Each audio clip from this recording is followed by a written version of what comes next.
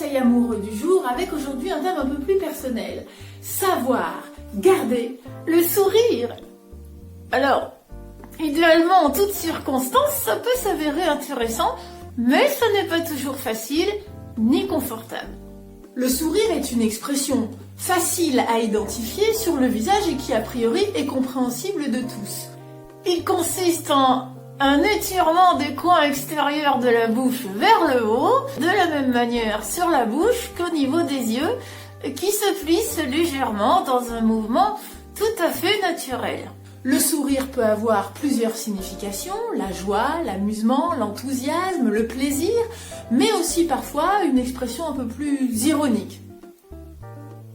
Attention, si le sourire est facile à voir et à identifier sur un visage, il peut également s'entendre au téléphone. Du coup, si le sourire s'entend au téléphone, l'effet inverse, quand je fais ça peut s'entendre aussi. Mais alors pourquoi s'embêter à garder le sourire ou à aller le chercher, si c'est pas très naturel, dans différents types de situations ? Eh bien, si le sourire traduit une attitude positive, elle peut donc avoir des répercussions à la fois sur moi, comment je me sens, comment les autres me perçoivent dans mes interactions sociales, et plus précisément dans mon intimité aussi, on va en parler. Dans les relations aux autres, les relations sociales, que ce soit dans le cadre privé ou professionnel, affronter une situation inconnue, un nouvel environnement, arriver dans une nouvelle équipe, un nouveau lieu, le fait d'arborer un sourire peut nous donner confiance et en même temps véhiculer une image positive d'ouverture, d'assurance, qu'il faudra confirmer par la suite quand même. Je vais vous donner plusieurs exemples. Une prise de parole en public. Plusieurs techniques existent en la matière, comme par exemple garder sur soi un petit objet discret que l'on puisse manipuler et qui pourra absorber tout le stress ou l'inconfort. On peut par exemple arborer dès les coulisses un sourire qui va nous donner confiance et garder en tête une image positive, joyeuse ou un mantra qui dit que je vais tout déchirer. Il existe aussi une autre technique pour la confiance qui consiste à s'imaginer tous les gens de l'assemblée tout nus. Moi je dis que ça peut être drôle aussi. Le sourire pourra également nous aider à nous sortir ou à affronter des situations beaucoup plus inconfortables, comme par exemple un entretien qui vire mal. Je suis renvoyée. D'accord. À compter de tout de suite. Ok. Tout de suite, là, maintenant. Ok, d'accord. Et je dois partir, oui. Et sinon, pour les indemnités, non, il n'y en aura pas. Bah non. Eh oui, évidemment. Ok. Je suis obligée de lui dire merci. Bref. Arborer un sourire dans certaines conditions peut contribuer à nous donner du courage et à nous extirper aussi de façon parfois un petit peu délicate.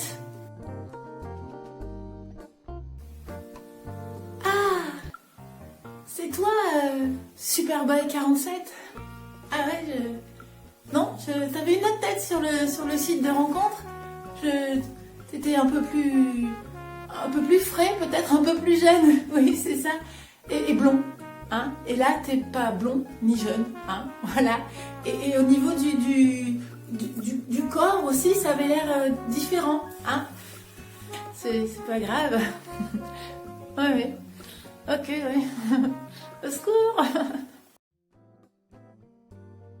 Enfin, dans l'intimité du couple, de la famille, dans notre environnement très proche, le sourire peut nous aider parfois à écrêter un petit peu les pics d'humeur ou d'énergie pour rester dans une ambiance favorable et positive.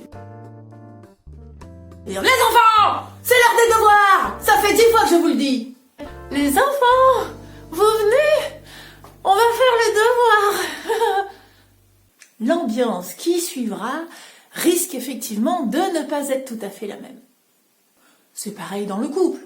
Dire « Chérie, faut qu'on parle ». C'est pas tout à fait la même chose que de dire « Chérie, faut qu'on parle ».